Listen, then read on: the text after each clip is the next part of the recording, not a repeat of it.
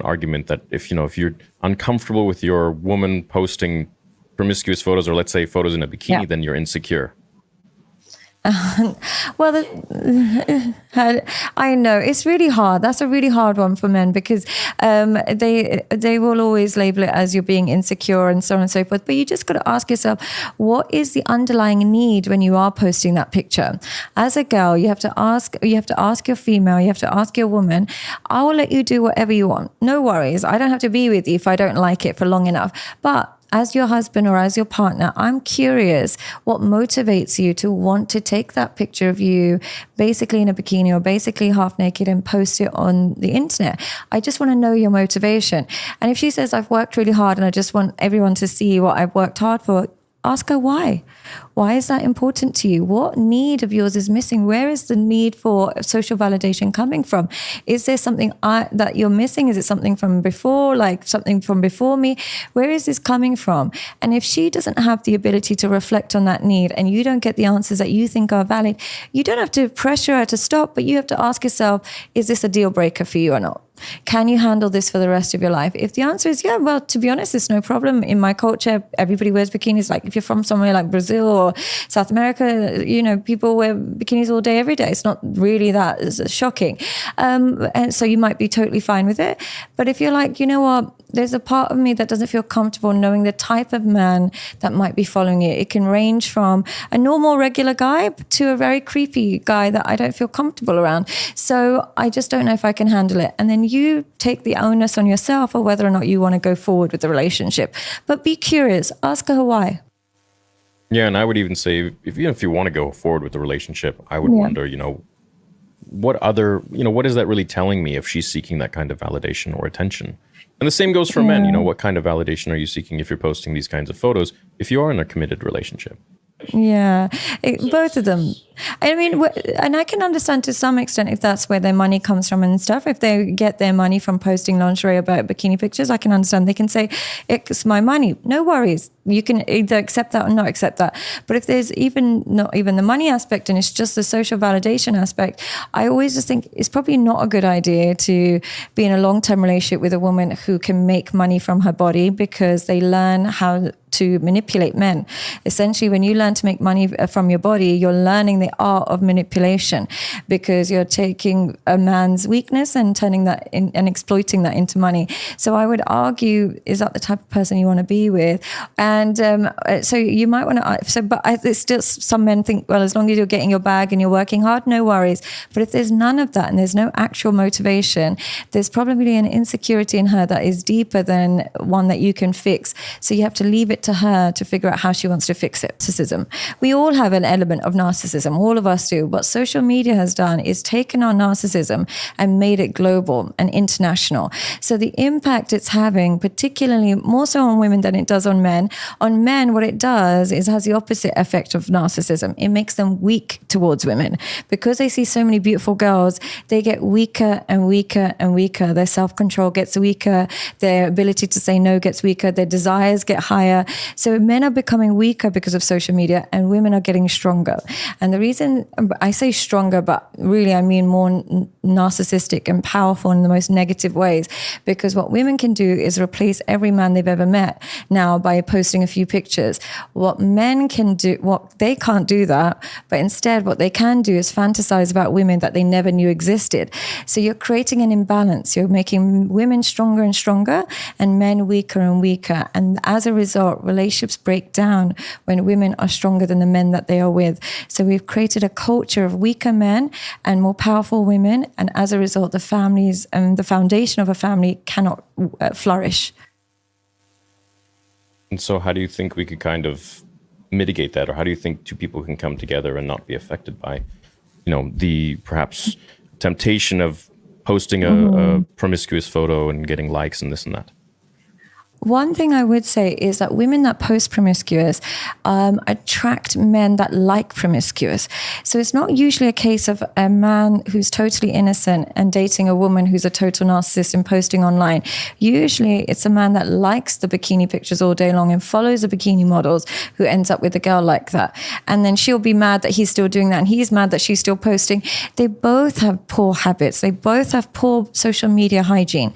I believe that the best way to kind of mitigate that is you can't beat the world at the moment. Even if you wanted to, you can't avoid the sexualization on social media. You can't stand up against it. You're not going to win. But what you and your partner can do is reduce the impact of social media on you by both partners deciding to behave in a way that is constructive and respectful to the relationship. Both people equally. So if I don't want you liking lots of girls' pics, I'm also not going to post pictures that lots of men like. If I don't want you following lots of girls, I'm not going to post pictures that attract a lot of male followers, and vice versa. You both agree that we can't control what falls into our lap. We might walk down the street and meet somebody and something might happen, but at least the things we can control, like our feed, our For You page, what we look at on social media, let's try and make sure that what we can control, we try and avoid alternatives as much as possible. And we try and make decisions on social media that is as respectful to the relationship as possible. So then where does the sex worker end up at the end of the day? You know, at the end of their life, worker, if it's all good. Yeah. The thing is, here's the thing that what men don't understand. They think, oh, but she's going to end up alone and she's going to be miserable and she's going to be sad. You've got to understand something about sex workers. Usually, they don't measure life success based on having a committed marriage. They measure life success of having no financial stress. So when you say, oh, she's losing in life in the long run, blah, blah, she's like, okay, I'll lose in my mansion. No worries. I'll cry in my Lamborghini. No worries. I'll sob as I drop the kids to private school. No worries. They measure life success so differently.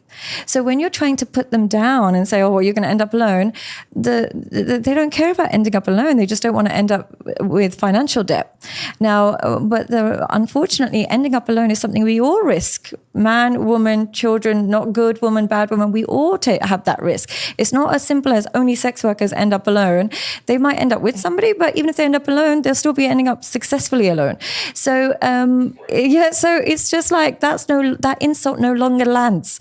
It's like, okay, cool, I'll end up alone in my yacht or whatever with my millions, yeah. And I'm not saying that's the answer, but some people measure life success so differently. So differently. So yes, she might end up alone, but so might the good woman end up alone. But the good woman will end up alone and having to struggle to support the kids. So where are we leaving women? Could you argue that if these two women were talking to each other, then the good woman per se, quote unquote, would say that, I am alone with my dignity. I'm alone with my self-respect. Whereas the other one, the sex worker, would be like, who cares? That's just a point of view. This is how the conversation usually goes. Like I think what happens with good women, they can't understand for the life of them how you would let a man you're not attracted to, you're not interested in, touch you. Whereas the sex worker, her mindset is, how on earth would you allow a man that doesn't spend money on you to touch you? So they have different versions of investment. One will think that I can't let somebody not attractive or I'm not attracted to touch me. The other one will think I can't let somebody who's not spending money on me, who's broke, who's not going to call me the next day anyway, I'm not letting him touch me. Are you mad? So they just measure dignity differently. And this is, again, not me advocating for either or, but I'm just letting you know what the mindset is. The one person's mindset is, I want a man that loves me. The other man's mindset is, I want a man, love is what? In this day and age, no one's going to get love. I might as well get security. So, and this is why, because love is now, and marriage and long-term relationships are now becoming a thing of the past. So the sex worker is she's almost like light years ahead, because she's like, well, you're going to end up alone, I'm going to end up alone, but I'm going to end up with more in the bank and not have to worry how my kids get on. So sadly, we've tipped it. Because marriages are not working, we've tipped it in favor of the people who are utilizing their body. So then when Is we that start, really sad? To my course on masculinity, and in this course, not only will I be able to completely transform your understanding of women, but on a more personal level, you will enhance your self-esteem, self-respect, and your boundaries. The goal of this course is to take a man that has absolutely fantastic intentions, wants to find love, wants to commit, wants to have a good, healthy relationship, but is finding that he's constantly running into women who are narcissistic, who are disrespectful, who are disloyal. Now, if you are finding that continuously, then there must be something in your engagement with women that is causing this.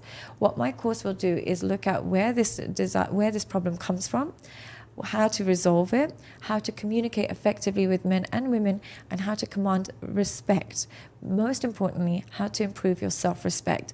And throughout the course, you'll be given interactive sessions, but with course materials to help you channel and journal your learning. So if you are interested in becoming the most masculine version of yourself, join today.